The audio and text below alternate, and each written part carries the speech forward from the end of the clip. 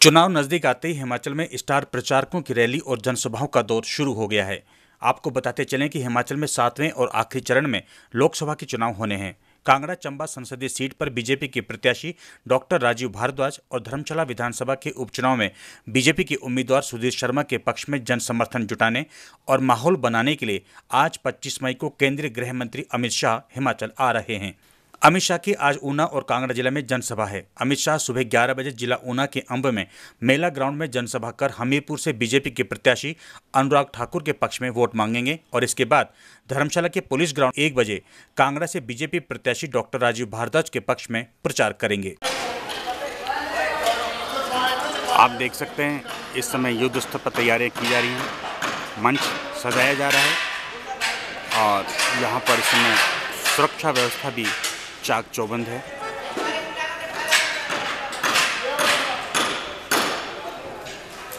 धर्मशाला में पिछले कल जो बारिश हुई उससे कुछ राहत है, लेकिन फिर भी गर्मी नहीं लगे। जो भी यहाँ पर आने वाले लोग हैं, बीजेपी के समर्थक हैं, इस चीज़ को ध्यान में रखते हुए यहाँ पर पंखे और देखिए आप कूलर भी दिखाई दे रहे हैं, आपको सब लगाए जा रहे हैं। कुर्सियाँ आ रही हैं क्योंकि आज करीब 1 बजे का कार्यक्रम है अमित शाह का। यहाँ पर समय है अभी कुछ घंटे, लेकिन तैयारियां शायद पूरी हो जाएंगी।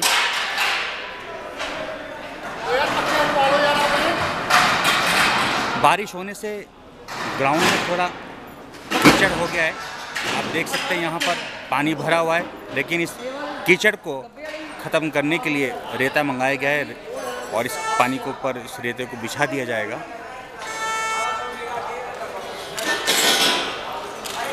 तैयारियां, चेयर हैं, माइक लग चुके हैं, पंखे यहाँ पर आ चुके हैं, सिर्फ अब तैयारी की जा रही हैं। और ये देखिए कि यहाँ पर ये जो ब्लैक कलर के जो आपको ये रेलिंग से दिखाई दे रही है, बैरिकेड्स हैं। यहाँ पर एक दायरा बनाया जाएगा जिससे कि कुछ यहाँ पर आए नहीं। संजय शर्मा जी कुछ दिशा निर्देश दे रहे हैं इनको।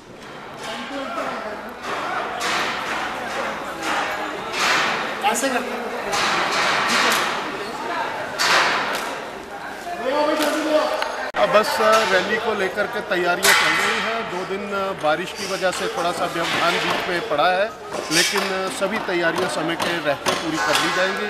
आप देख रहे हैं और 1 बजे के करीब अमित शाह यहाँ पे पहुँच जाएंगे। संजय जी, कितना टारगेट है यहाँ पर, कितने लोगों को पहुँचने का टारगेट दिया गया है? मंडल स्तर पर भी है क्या तैयारी? बिल्कुल बिल्कुल, 2 जिलों को 8 विधानसभा क्षेत्र इसमें शामिल रहेंगे और लगभग 15,000 कार्यकर्ता यहाँ पर। 15,000 की क्षमता यहाँ पर है। क्या उम्मीद लग रही, क्या माहौल लग रहा है? क्योंकि अब तो वोटिंग का समय बहुत कम रह गया, करीब 5 दिन का समय रह गया। किस तरह की तैयारियों को अंतिम रूप दिया जा रहा है और क्या आपको लग रहा है?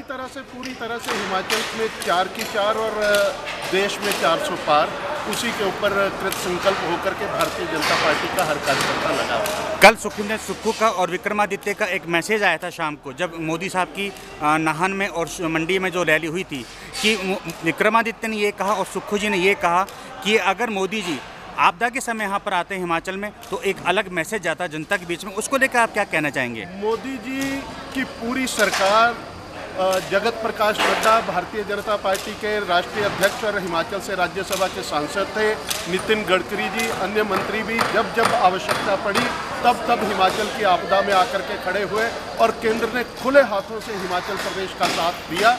लेकिन हिमाचल प्रदेश की सरकार ने केंद्र से मिली सहायता के ऊपर इस तरह से बंदरबाट की कि उसका लाभ हिमाचल प्रदेश के आपदा प्रभावितों को नहीं मिल सका। इसके लिए पूरी तरह से हिमाचल प्रदेश सरकार और पीडब्ल्यूडी मिनिस्टर विक्रमादित्य सिंह, जो आज भी सड़कों को रिस्टोर नहीं कर सके हैं, पूरी तरह से जिम्मेदार है। हिमाचल की जनता उनको माफ नहीं करेगी। ठीक है, धन्यवाद संजय जी आपका। तो अभी आप सुन रहे थे संजय शर्मा जी ने कैसे अपना विचार व्यक्त किया और बताया कि क्या उनकी तैयारी हैं। और प्रधानमंत्री मोदी ने जो बीजेपी के प्रधान सेवक है, पूरे देश के जो सेवक हैं, उन्होंने कल ये मंडी और नाहन में जो रैली की गई थी उसको लेकर ये कहा था कि आपदा के समय केंद्र ने पूरा पैसा दिया था हिमाचल की सरकार को, लेकिन उसमें बंदरबाट की गई। उस पैसे को जो प्रभावित लोग थे वहाँ तक नहीं पहुँचा। लेकिन मुख्यमंत्री सुखविंदर सुक्खू और विक्रमादित्य, जो कि कैबिनेट मंत्री भी हैं और मंडी से कांग्रेस के प्रत्याशी भी हैं, उन्होंने ये कहा कि बंदरबाट नहीं की गई, पैसा प्रभावी तक पहुंचा है। सिर्फ ये एक बीजेपी के लोग, जो बीजेपी के नेता, बीजेपी के जो प्रत्याशी हैं, वो लोग गलत मैसेज दे रहे हैं पब्लिक के बीच में कि वो पैसा हमारा गया था, लेकिन कांग्रेस ने उसका मिसयूज़ किया। तैयारियां बहुत ज़्यादा युद्ध स्तर पर हैं। आपको हम थोड़ा साइड में भी दिखाने की कोशिश करेंगे कि वहाँ पर तैयारियां किस तरह से की जा रही हैं। 1 बजे का समय दिया जा रहा है, लेकिन शायद यहाँ पर सब लोगों का पहुँचना बस 10 या 10:30 बजे के आसपास शुरू हो जाएगा। ये देखिएगा, चेयर्स यहाँ पर आ चुकी हैं।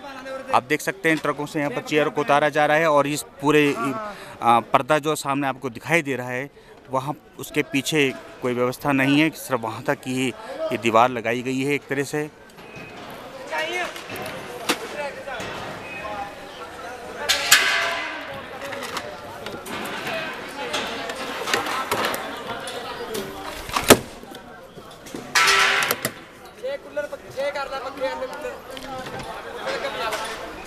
सुरक्षा को देखते हुए फायर ब्रिगेड की भी यहाँ पर पूरी गाड़ी पहुँच चुकी है। आप देख सकते हैं, मंच के पास थोड़ा हम जाने की कोशिश करेंगे और आपको दिखाना चाहेंगे। ये देखिएगा, ये बैरिकेड से, क्योंकि एक व्यवस्था बनानी पड़ती है, क्योंकि गृह मंत्री हैं, देश के गृह मंत्री हैं। आप देख सकते हैं।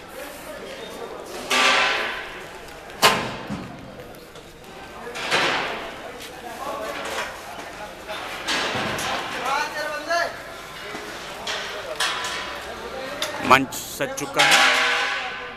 रेड कारपेट अमित शाह के लिए बिछा दिया गया है।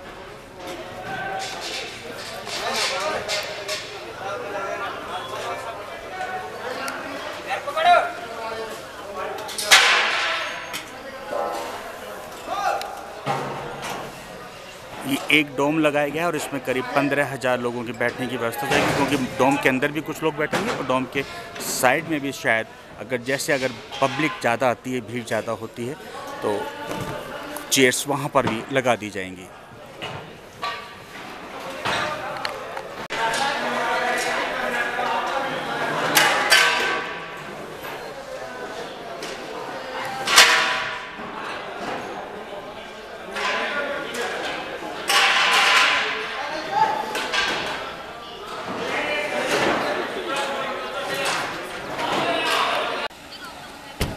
राजीव भारद्वाज और सुधीर शर्मा के आप देखें छोटे वाले बोर्डिंग्स यहाँ पर रखे हुए हैं। इंतज़ार है इन्हें किसी एक जगह की जहाँ पर इन्हें लगाया जाए।